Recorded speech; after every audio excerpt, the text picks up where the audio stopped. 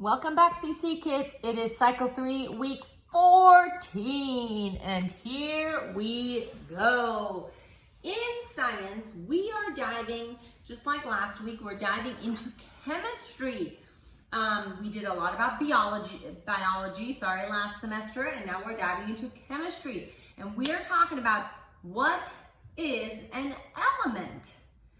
And an element is a basic chemical substance defined by its atomic number and atomic mass. And believe it or not, in a couple of weeks, we're going to start a song that tells us and sings about the first 12 elements in what is called the periodic table.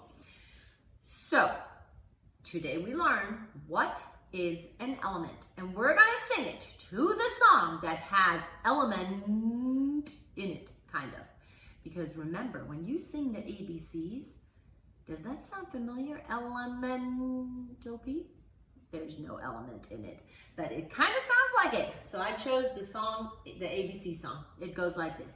What is an element? An element is a basic chemical substance defined by its atomic number and atomic mass. There you go. That was it. What is an element? In math, we're going to do some equivalence this week and next week. We are going to learn certain units of measurement and how they are equivalent to other units of measurement. So first we start with 2.54 centimeters. That is a metric measurement. We're going to learn about that next week. 2.54 centimeters equals 1 inch. 12 inches equals 1 foot. There you go, 1 foot.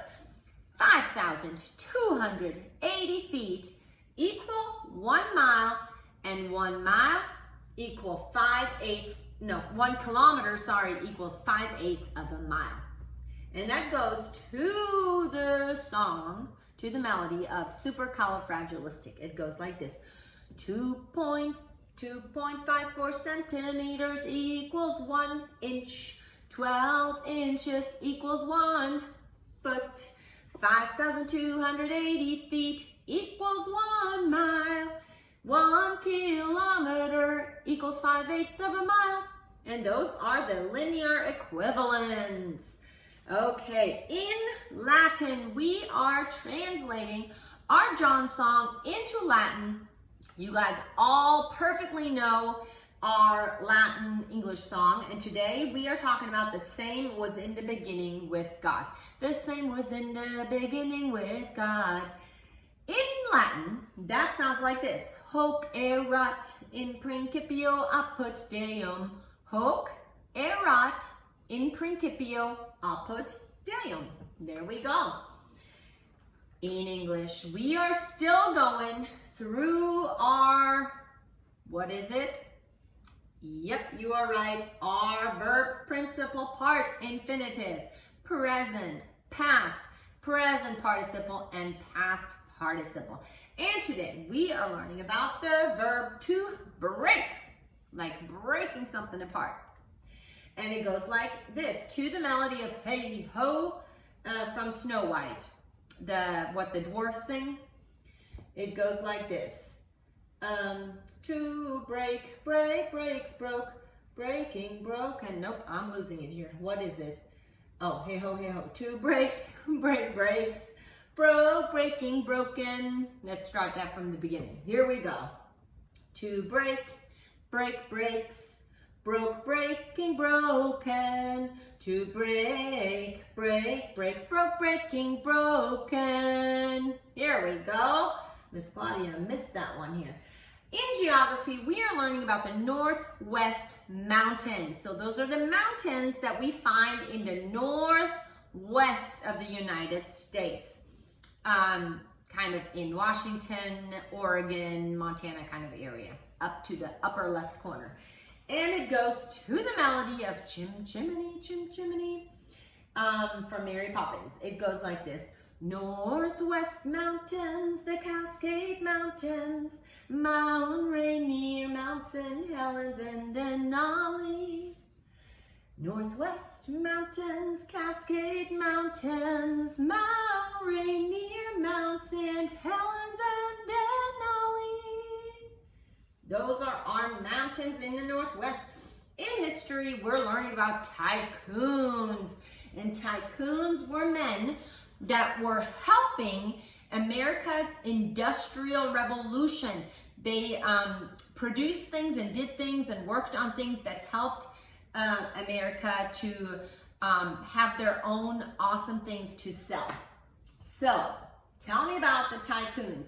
It goes during the late 1800s. We're going to stir during the late 1800s. So we're going to do our 18, which is the middle finger. During the late 1800s, tycoons, so we're going to make a big T, tycoons like Vanderbilt, V for Vanderbilt, R for Rockefeller, C for Carnegie, and S for Swift. And all those four, they fueled, we're going to shovel, like we would shovel coal. They fueled the nation's industrial age. We're going to act like we are a train, a locomotive, industrial age, by developing American resources. Okay, let's start. Tell me about tycoons. During the late 1800s, tycoons like Vanderbilt, Rockefeller, Carnegie, and Swift fueled the nation's industrial age by developing American resources. That was it. Last but not least, we have our timeline. And we are ending one age and then going into another one. So the first one is our last one of the former age. It goes Columbus sails to the Caribbean. So we're going to have a C for Columbus, and we're going to let that C sail to the CCC Caribbean. Yep. The next is Age of Absolute Monarchs, and a monarch is a king, usually, or a queen. So we're going to put a crown on. Age of Absolute Monarchs. Put that crown on circa 1500, so turn to 5, 1500 to circa 1800. We're going to have our middle finger again. And it starts with the Protestant, which we're going to go do a P, the Protestant Reformation. We're going to flip things around, Reformation. Spanish conquistadors in the Americas, our sign for the Americas. Then we have Calvin's Institute for the Christian Religion. And then we have, just like there was a Protestant Reformation, there was a Catholic Reformation called the Council of Trent. So we're going to switch that around. Council of Trent, C for Catholic or Council. And then we have the Baroque period of the arts where they did a whole bunch of decorating. So we're just going to decorate everything. The Baroque period of the arts. Okay, let's get going. We're going to let Columbus sail. Columbus sails to the Caribbean. Bum, bum, ba, bum, bum, ba, ba, ba, ba, bum, bum. Age of Absolute Monarchs, circa 1500 to circa 1800. Protestant Reformation, Spanish conquistadors in the Americas, Calvin's Institutes of the Christian Religion, Council of Trent, Baroque period of the art. That was it. That was it for week 14. Have fun learning. I'll see you next week. Bye.